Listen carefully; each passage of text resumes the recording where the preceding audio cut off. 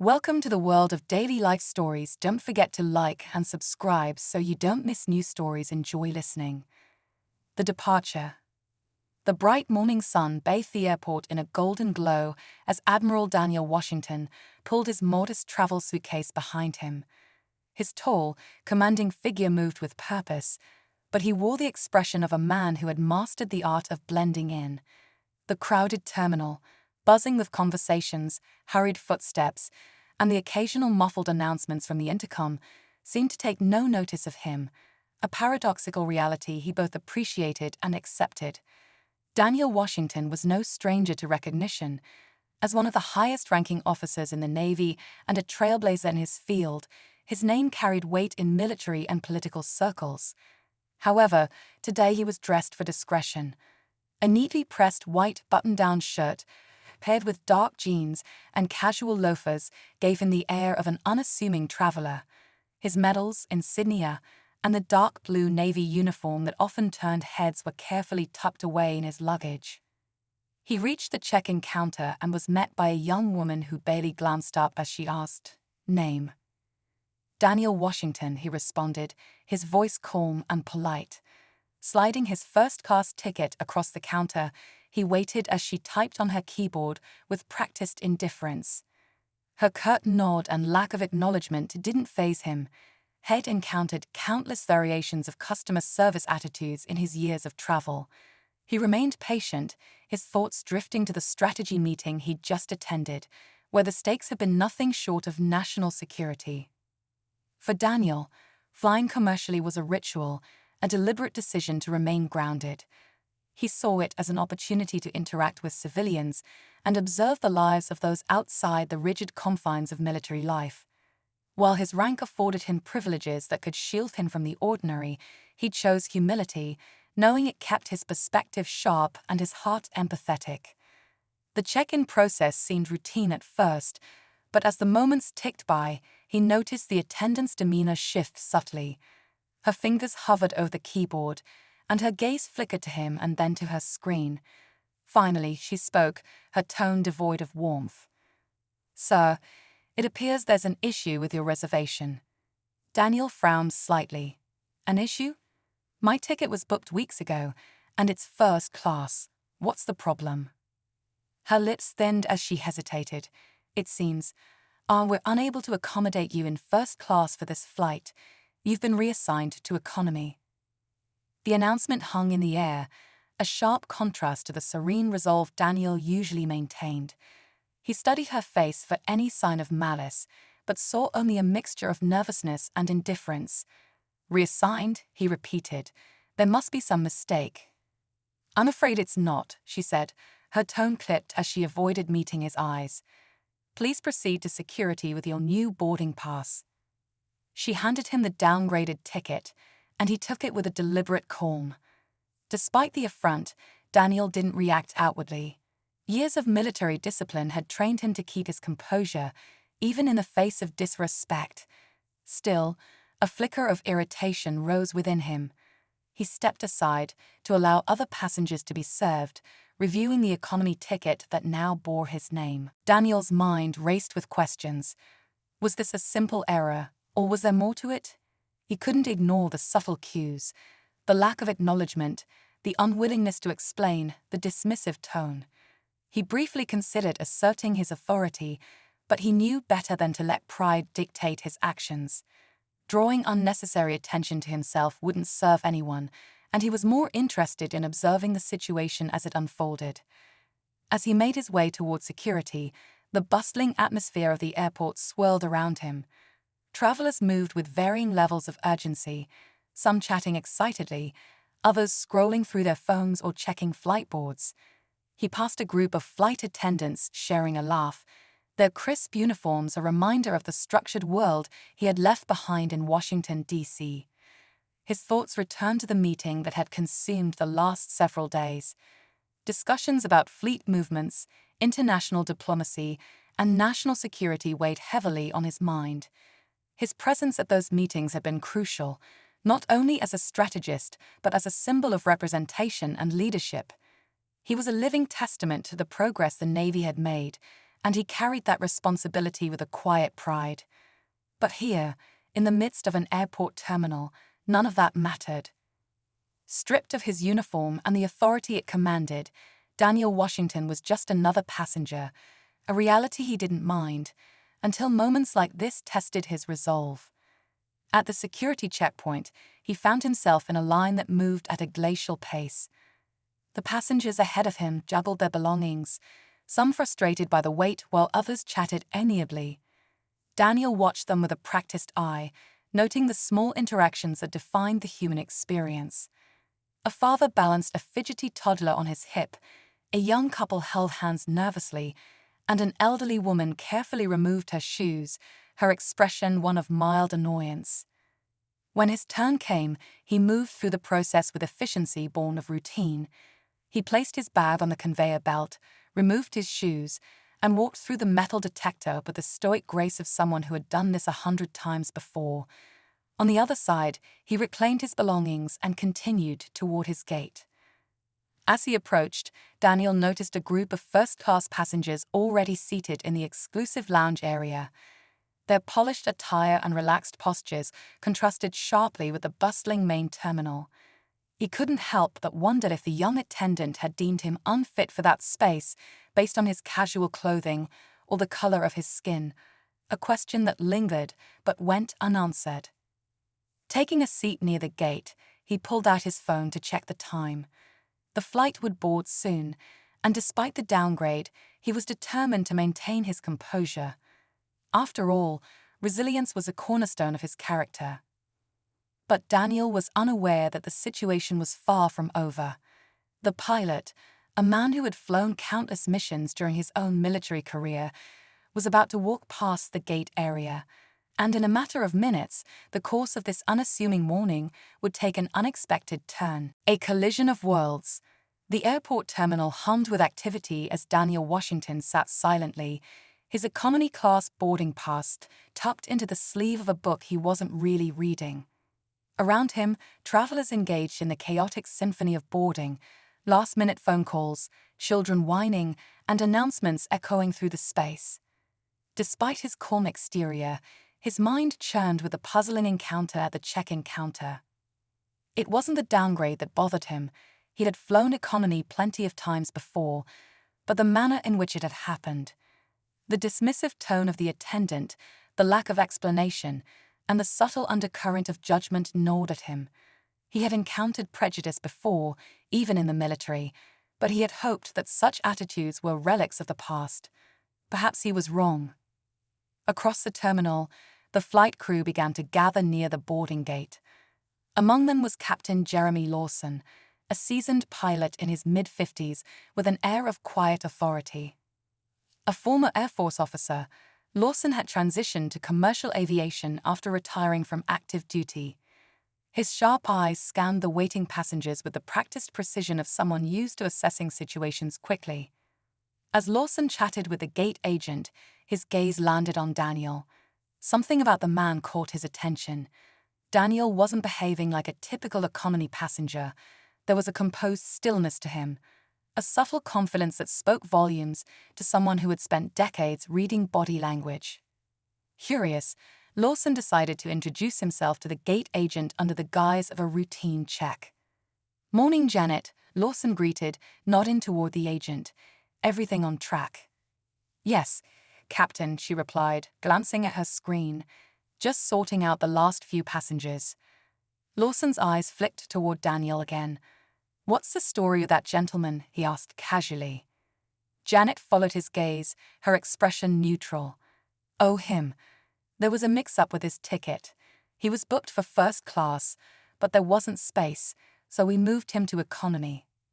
Lawson frowned. "That's unusual. First-class passengers rarely get bumped, especially on a flight with this many open seats.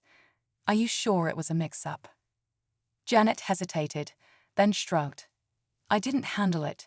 He seems fine with the change, though." Lawson nodded but didn't reply. Something about the situation didn't sit right with him. As a former officer, he had a keen sense for when things weren't as they seemed. Making a mental note to follow up, he walked toward the cockpit to complete his pre-flight checks. Meanwhile, Daniel's thoughts were interrupted by a young boy sitting a few rows away. The child, no older than 7, stared at him with wide-eyed curiosity. His mother noticed and smiled apologetically. "Sorry about that," she said, pulling the boy closer. "He's fascinated by airplanes and pilots. Keeps asking if everyone in a uniform is flying the plane." Daniel chuckled, the tension in his shoulders easing slightly. "No need to apologize. It's good to be curious. Maybe he'll be a pilot someday." The boy beamed at the encouragement, and Daniel felt a twinge of nostalgia.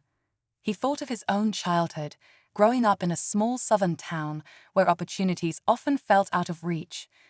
His journey to becoming an admiral had been anything but easy, and moments like this reminded him why he chose to lead with humility and grace.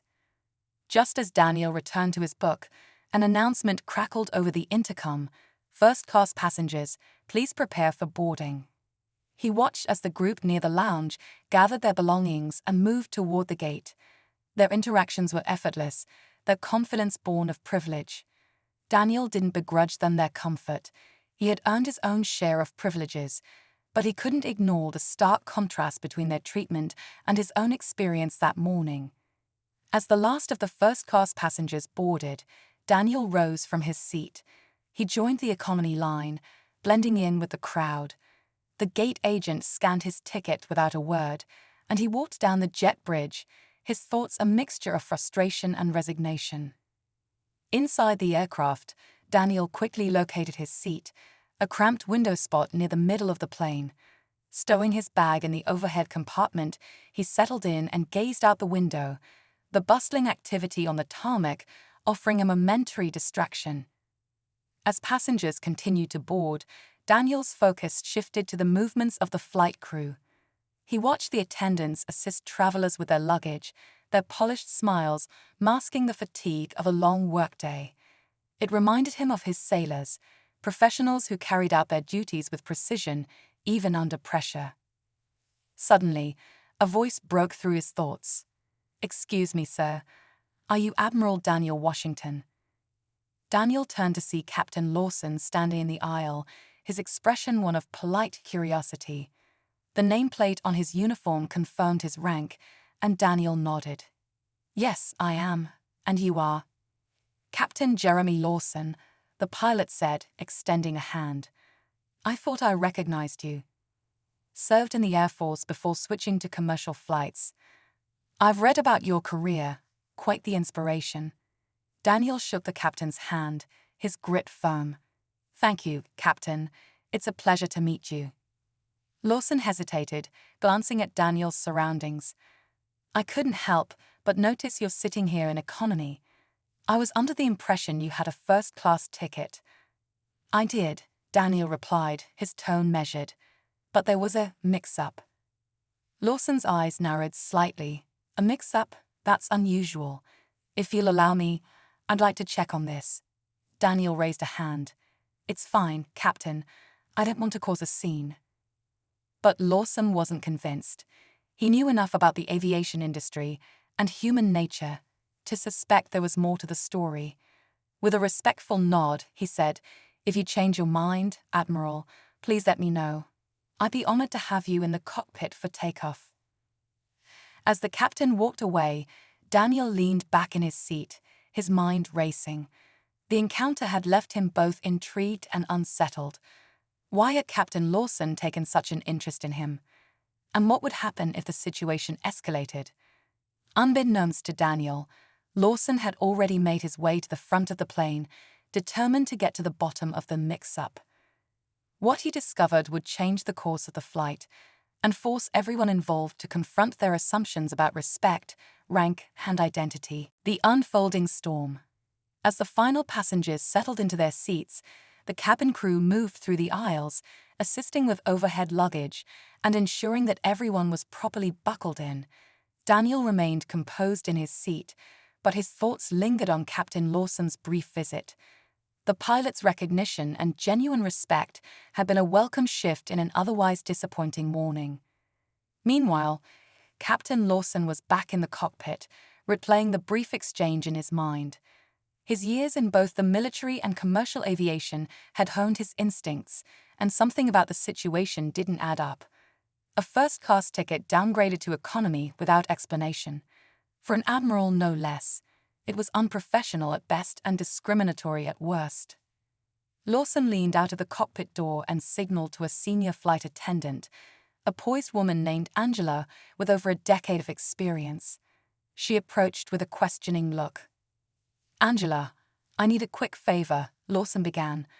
"Pull the first-class seating chart and cross-check it with the passenger manifest. I want to know who was reassigned this morning and why." Angela raised an eyebrow but nodded. "Sure thing, Captain. I'll get on it." While she went to retrieve the information, Lawson's co-pilot, a younger man named Chris, glanced over curiously. "Everything all right, Captain?" "Just a hunch," Lawson replied. "Let's see where it leads." Back in the cabin, Daniel adjusted his seatbelt as the plane began to taxi toward the runway. The steady hum of the engines was a familiar sound, one he often associated with moments of quiet reflection. He thought back to the countless flights he'd taken over his career, some in the cramped quarters of military aircraft and others in first-class luxury. Yet none had ever left him feeling as unsettled as this one. His thoughts were interrupted by Angela, who approached his row with a professional yet warm demeanor. "Admiral Washington," she said softly, leaning slightly closer to avoid drawing attention. "Captain Lawson asked me to speak with you. He's looking into your ticket situation and wanted to make sure you're comfortable for the flight." Daniel offered her a small smile. "I appreciate the concern, but there's no need for any special treatment. I'm fine here." Angela nodded but hesitated, as if weighing her next words carefully. "If there's anything you need, please don't hesitate to ask. We'll do everything we can to make your flight enjoyable." "Thank you," Daniel replied, his tone polite but firm. "I'll be fine." As she walked away, Daniel couldn't help but feel a mix of gratitude and discomfort. While he appreciated the pilot's efforts, he had spent a lifetime avoiding situations that placed undue focus on his rank or achievements. He valued humility and equality, even when others tried to elevate him. In the front cabin, Angela handed the seating chart and passenger manifest to Lawson. He reviewed the documents, his sharp eyes scanning for discrepancies. It didn't take long to find one.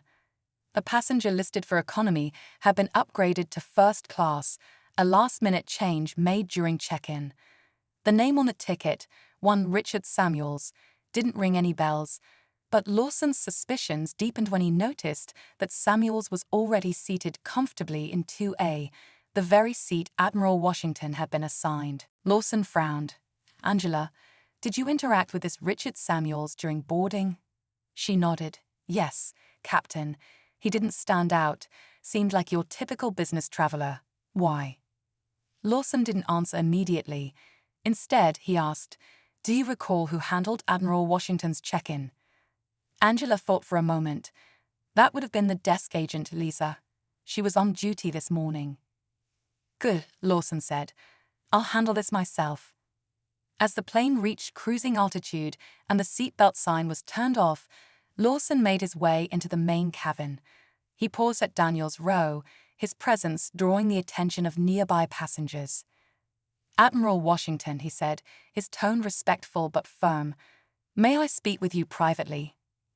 Daniel glanced around, noting the curious stares from other passengers. With a nod, he unbuckled his seatbelt and followed Lawson toward the galley at the rear of the plane. When they were out of earshot, Lawson spoke candidly. "Admiral, I've looked into your ticket situation, and I believe there's been a deliberate mistake.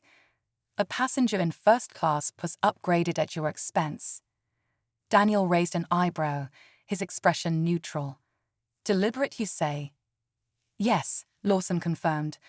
"I can't say for certain what the motivation was, but the circumstances are suspicious. The passenger who took your seat had no reason to be upgraded. It was a last-minute decision made at the check-in counter." Daniel sighed, his calm demeanor masking the irritation simmering beneath. "Captain, I appreciate your diligence, but this isn't worth disrupting the flight. I've endured worse inconveniences. With respect, Admiral, this isn't just about the seat, Lawson replied. It's about principle. You've served this country with distinction, and you deserve the respect that comes with it. Allow me to address this. Daniel considered Lawson's words carefully. He had spent his career fighting battles that mattered, and this didn't seem like one of them. Yet he couldn't deny the captain's sincerity. All right, Daniel said finally. Do what you think is best. Lawson wasted no time. Returning to the cockpit, he contacted the airline's ground control team via radio, providing a detailed report of the situation. His voice carried the authority of someone who had spent decades navigating high-stakes environments. As the conversation unfolded, Lawson learned that Richard Samuels was a frequent flyer with the airline but had no valid reason for the upgrade. The decision appeared to be an arbitrary act by the check-in agent, whose biases might have played a role. Satisfied that he had uncovered the truth, Lawson prepared to address the situation directly. With Angela's help, he arranged for the first-class cabin to be discreetly notified. Samuels would be asked to return to his original seat in economy, and Admiral Washington would be restored to his rightful place. But Lawson knew this wasn't just about rectifying a seating error. It was an opportunity to send a message, a reminder that respect and fairness should transcend appearances, rank, or assumptions. As the plan took shape, Lawson couldn't help but feel a sense of anticipation. The next few moments would define the tone of the flight, and possibly leave a lasting impression on everyone involved. A lesson in respect. The plane cruised smoothly at 35,000 feet, the clouds below casting shadows over the endless blue expanse of ocean. In the cockpit, Captain Jeremy Lawson finalized his plan. He was determined to handle the situation with tact, but also with a firm reminder of what respect truly meant. Back in the economy cabin, Admiral Daniel Washington had returned to his seat, his face unreadable. Passengers around him continued their conversations, oblivious to the subtle storm brewing. Daniel had spent his life navigating much larger crises, but something about this incident struck a chord. It wasn't the seat, nor the downgrade, it was the principle. He had worked tirelessly to break barriers and prove himself in a world that often judged him by his appearance before his accomplishments. Now, as an admiral, he had hoped such judgments were relics of his past. Captain Lawson emerged from the cockpit once more, his movements precise as he made his way toward the first-class cabin. The passengers there were sipping drinks, reading newspapers, or enjoying the early moments of the flight. None seemed aware that one of them was sitting in a seat meant for someone else. "Mr. Samuels," Lawson said, stopping beside the man in seat 2A. The man, a middle-aged executive type with a tailored suit and an air of entitlement, glanced up from his laptop. "Yes, Captain." Lawson's voice was polite but firm. "May I have a word with you privately?" Samuels frowned but obliged, setting his laptop aside and rising to follow Lawson toward the galley. Angela, the senior flight attendant, discreetly closed the curtain behind them, ensuring privacy. "Is there an issue, Captain?" Samuels asked, a hint of impatience in his tone. "Yes, Mr. Samuels," Lawson replied evenly. "I've reviewed the seating arrangements, and it appears there's been a mistake. This seat was originally assigned to Admiral Daniel Washington, a distinguished passenger. Your upgrade was made in error, and I'll need to ask you to return to your originally assigned seat in economy." Samuels blinked, clearly taken aback. "Admiral, I wasn't aware of any mix-up. My upgrade was confirmed at the counter." "I understand that," Lawson said, "but the circumstances surrounding the upgrade were irregular, and we need to correct this." Samuels crossed his arms, his face tightening. "I don't see why I should move. I've already settled in, and frankly, I don't think it's fair to disrupt me now." Lawson's tone remained steady. "Mr. Samuels, fairness is exactly why I'm asking you to move. Admiral Washington is a highly respected individual who booked this seat well in advance. Restoring him to his rightful place is the right thing to do." Samuels hesitated, his jaw tightening. He glanced around the galley as though searching for an escape route. I don't think my moving is going to make a difference to him, he said dismissively. Lawson's expression hardened. It's not just about him. It's about the message we send as professionals and as human beings. If you value respect and integrity, I trust you'll make the right choice. For a long moment, Samuel said nothing, his mind clearly grappling with the weight of Lawson's words. Finally, with a reluctant sigh, he nodded. Fine, but I'm going to file a complaint about this. That's your right, Lawson replied calmly. Thank you for your cooperation. While Lawson escorted Samuels back to his economy seat, Angela approached Daniel. Her expression was warm yet slightly apologetic. Admiral Washington, she said, her voice soft, Captain Lawson has resolved the issue with your seat. We'd like to invite you to return to first class. Daniel looked at her, his expression thoughtful.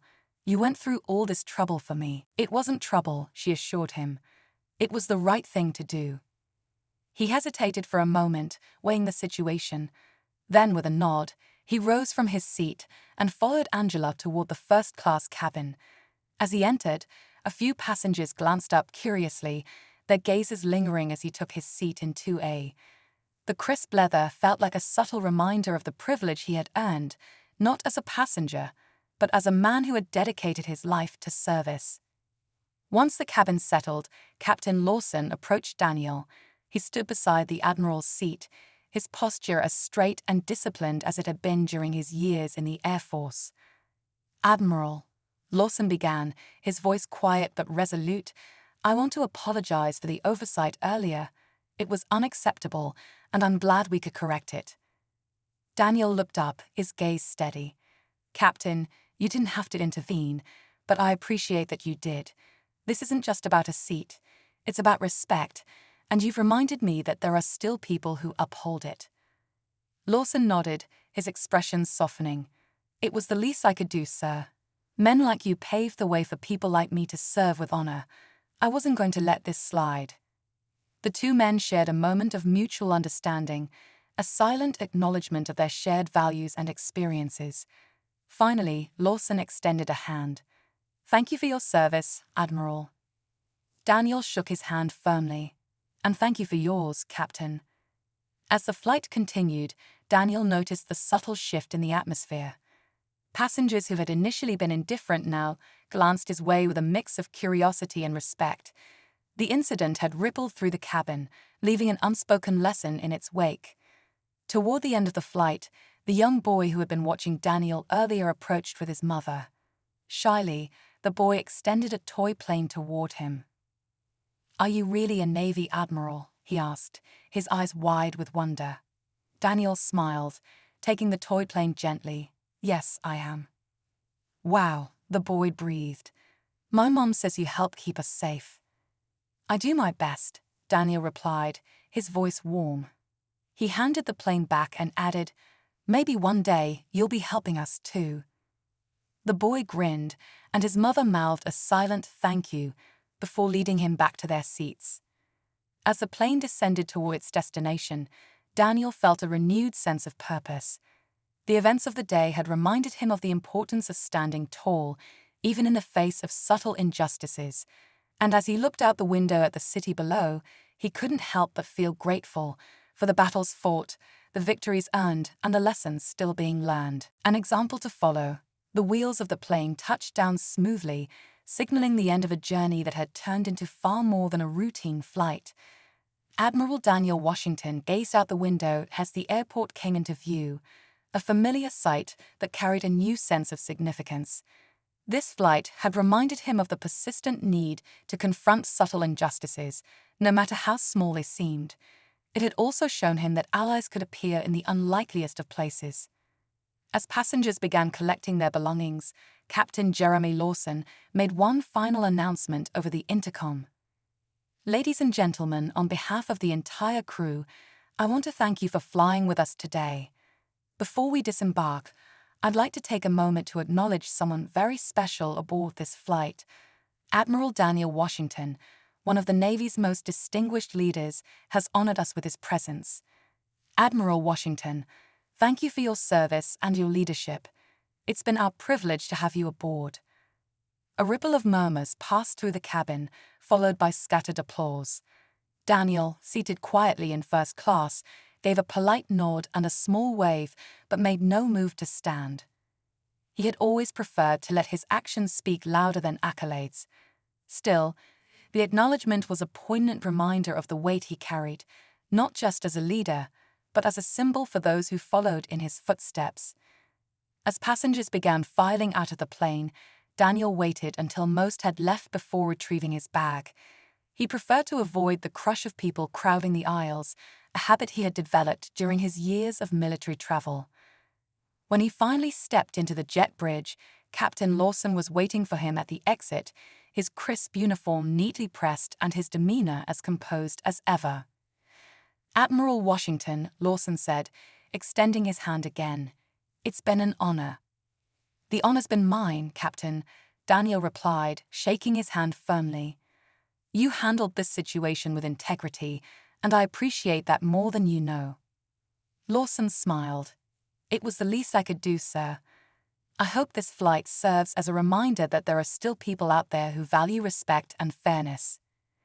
"It does," Daniel said, "but it also serves as a reminder that there's more work to be done. We all have a role to play in ensuring that respect isn't conditional." Lawson nodded, his expression thoughtful. "Well said, Admiral." As Daniel stepped into the bustling terminal, he was approached by Angela, the senior flight attendant who had been waiting near the gate. Her face was a mixture of professionalism and genuine admiration. "Admiral, I wanted to thank you personally," she said. "Not just for your service, but for the way you handled everything today.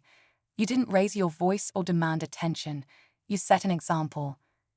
Daniel gave her a warm smile. "Thank you, Angela.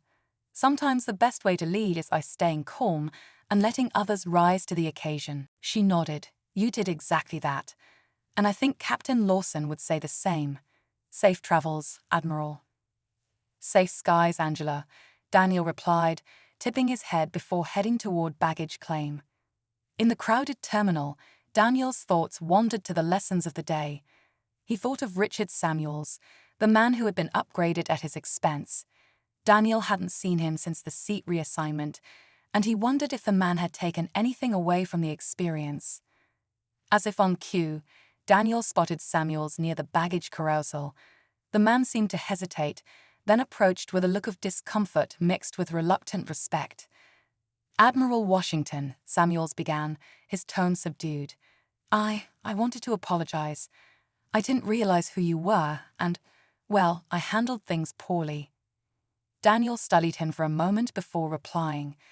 "Mr. Samuels, I accept your apology, but this isn't about who I am. It's about treating everyone with respect, regardless of their title or appearance. I hope you'll keep that in mind moving forward." Samuels nodded, visibly humbled. "You're right. Thank you for saying that, and thank you for your service." With a nod, Daniel turned back to the carousel, his calm demeanor unchanged. Moments like this weren't about scoring victories, they were about planting seeds of change. As Daniel left the airport and stepped into the fresh air, he reflected on the ripple effects of the day's events. He had always believed that leadership was as much about inspiring others as it was about making decisions. Captain Lawson's actions had reinforced that belief, showing how a single act of integrity could set an example for everyone watching.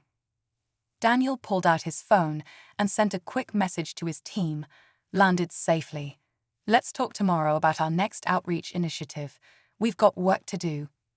Slipping the phone back into his pocket, he hailed a cab and climbed in, his thoughts already shifting to the future.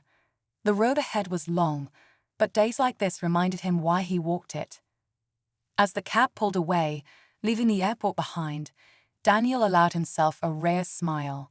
He hadn't just flown on a plane today, he had flown a flag, one that stood for dignity, respect, and the relentless pursuit of fairness, and he intended to keep flying it, no matter where life took him.